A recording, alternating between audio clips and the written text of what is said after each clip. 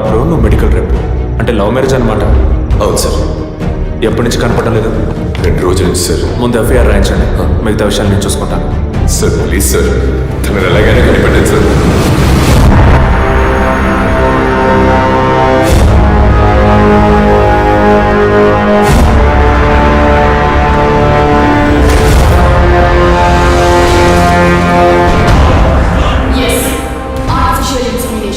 ఒక డాక్టర్గా ఎంతో మందికి ఆర్టిఫిషియల్ ఇన్సెమినేషన్ చేసిన దాన్ని నాకు నేను చేసుకోలేనా? సుజి, మనకంటూ మనకు ఒక బిడ్డ కావాలి. ఆ బిడ్డ నాన్న అని పిలవాలి. నీకు వల్లనే నా బిడ్డ కూడా ఉండాలంటావా? అంత కర్మ నాకు పట్టలేదు. నా బిడ్డనైనా నా ఇష్టం వచ్చినట్టు కంటాను. నువ్వు నీ వంశం నీ పిల్లలు అని నీ బానిసగా పడుండనా? స్వేచ్ఛకి తగ్గట్టు నేను తల్లవగలను. దీనికి మొగుడు అవసరం లేదు, ఇంకొకరితో అవసరం లేదు. ఎవరో ఒకరి కేవలం 23 క్రోమోసోమ్స్ ఉంటే చాలు. వద్దు సుజి, అలా వద్దు. నాకు మన బిడ్డ కావాలి. కుదరదు. నువ్వు కావాలంటే పేరుకి తండ్రి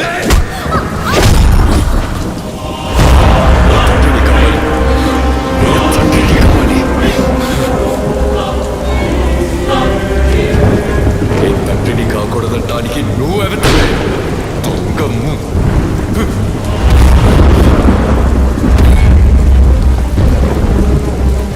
చెప్పాను కదా, ఎవరికైనా starting point డబ్బేనని.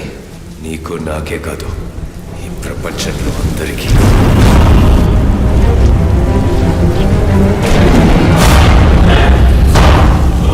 I want to be a father.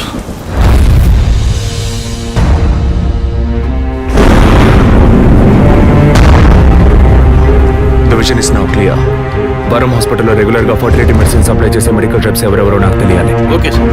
Ravi sir 2009 క్రిస్మస్కి ముందు రోజు అంటే December 24th R6 పోలీస్ స్టేషన్లో తన వైఫ్ మిస్ అయిందని కంప్లైంట్ ఇవ్వడానికి వచ్చిన జాన్ మాథ్యూస్ అనే వ్యక్తి అడ్రస్, అతను ఇప్పుడు ఏం చేస్తున్నాడనే ఫుల్ డీటెయిల్స్ నాకు కావాలి. Get it? Yes sir. Sir మీరు వరం హాస్పిటల్, డాక్టర్ తులసి. పిల్లలు పుట్టిన వాళ్ళకి యుఎస్లో వేరొకరి వీర్య కణముల ద్వారా ఎంతమందికి సక్సెస్ఫుల్ గా ట్రీట్మెంట్ ఇచ్చాం. ఇక్కడే నా పిల్లలు నా వంశం అని అల్లాడతారు. కల్చర్లో ఊరిపోయిన సెంటిమెంటల్. ఇంకొకళ్ళ స్పర్మ్ అని తెలిస్తే వీళ్ళు ఒప్పుకుంటారా? 100 మందిలో 10 మందే ఒప్పుకుంటారు. 10 మందికి చేస్తే బిజినెస్ కాదు, 100 మందికి చేస్తేనే బిజినెస్.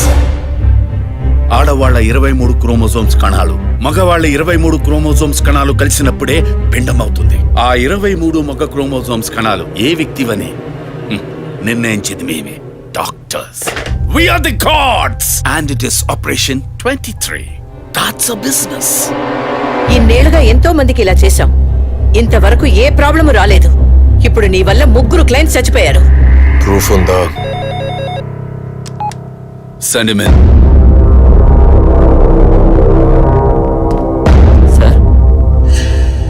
ఇతను స్పర్మ్ బ్యాంక్ అసిస్టెంట్, మీకు తెలుసు అనుకుంటా.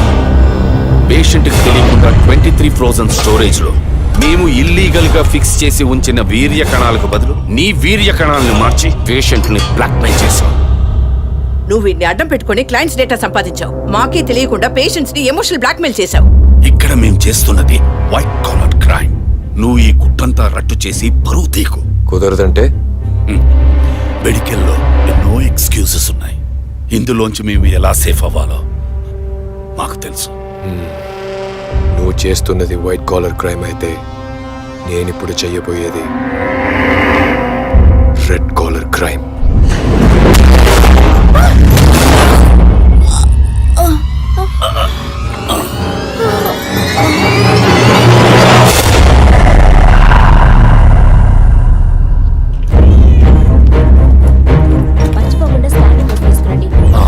డాక్టర్ తులసి రామకృష్ణ గారిని కలవాలి. మేడం దీంతో మీటింగ్ లో ఉన్నారు, కొంచెం వెయిట్ చేయండి సార్. Thank you.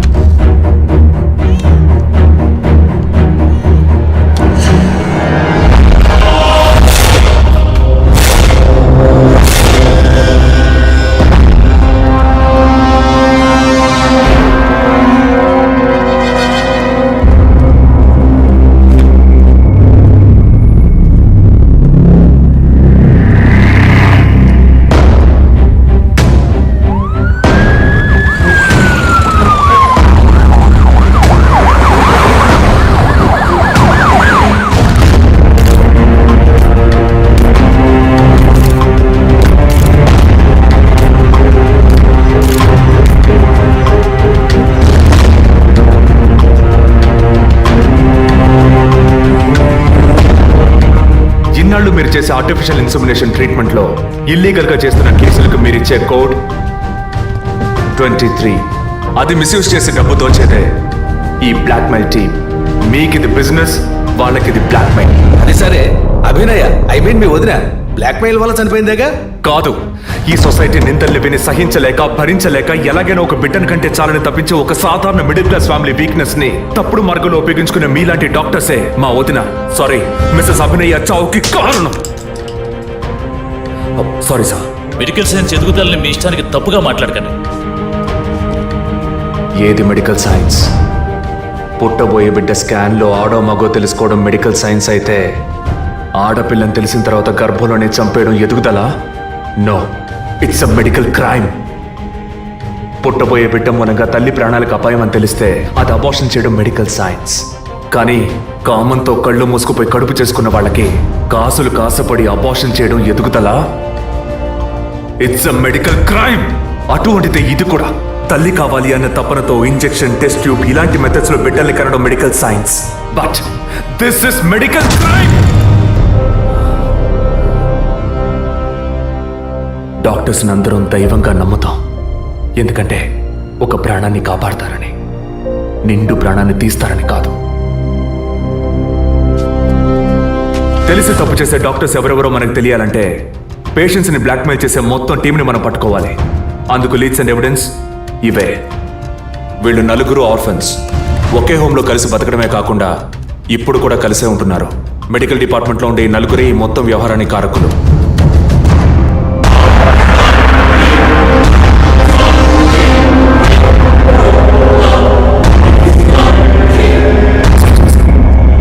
ఏం విజయ్, నువ్వు టేకప్ చేసిన కేసు పూర్తి అవబోతుందన్న సంతోషమా?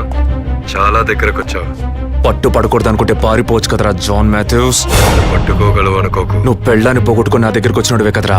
నీతో వేగలేక తను పారిపోయి ఉంటుంది. పెళ్ళాన్ని పోగొట్టుకున్న వాడిని కాదు విజయ్, పెళ్ళాన్ని చంపేసిన వాడిని. ఎక్కడున్నావు? నేను డాక్టర్ కోసం వచ్చాను, నువ్వు నా కోసం వచ్చావు. బట్ హాస్పిటల్లో ఉన్న నీ వైఫ్ ని చూడలేదు కాదు, అదే నీ వుడ్ బి గీత. ఏయ్, ఏమంటున్నావు? నా మీద పగతో నీ ప్రేమని వదులుకోకు. తను కొద్దిగా చావుకి దగ్గర అవుతోంది. తను ఎక్కడ్రా? ఎక్కడుంది? 23. Shit.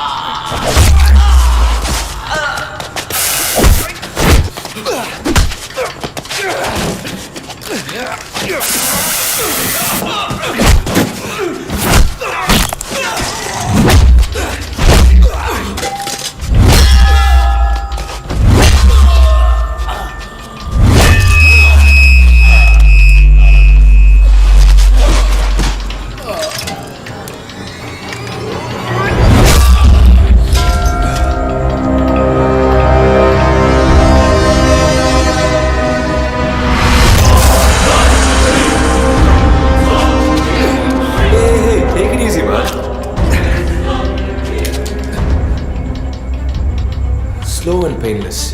Attacks your respiratory system, causing and eventually death. Pulse కొద్దిగా తగ్గి. It's lights out, Vijay.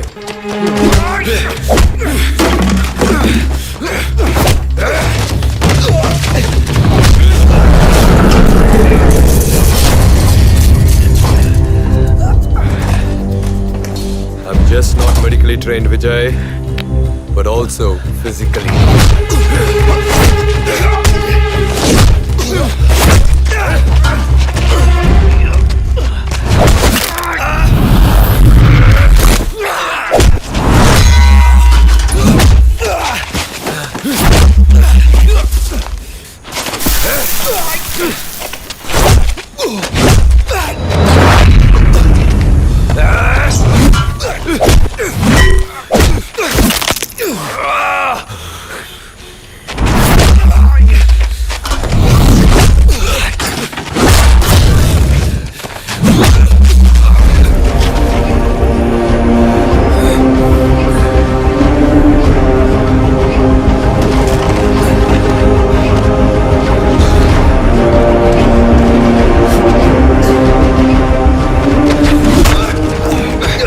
I should have killed you when I had a chance, Vijay.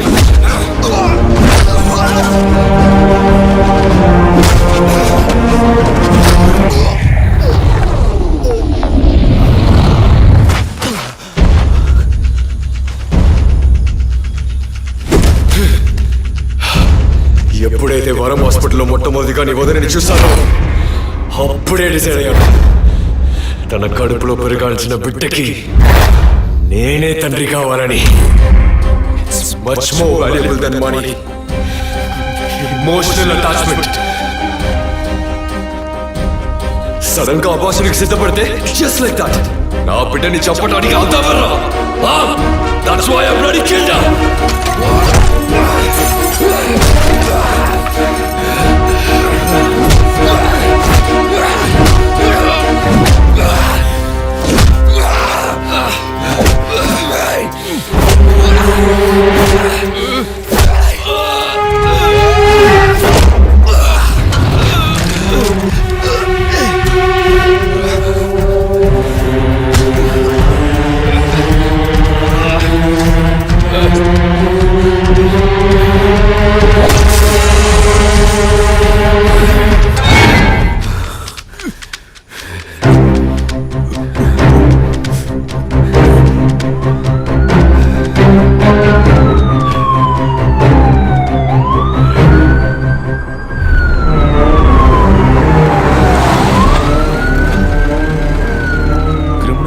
వాళ్ళు చేసిన పని వాళ్ళకి న్యాయమని అనిపించవచ్చు.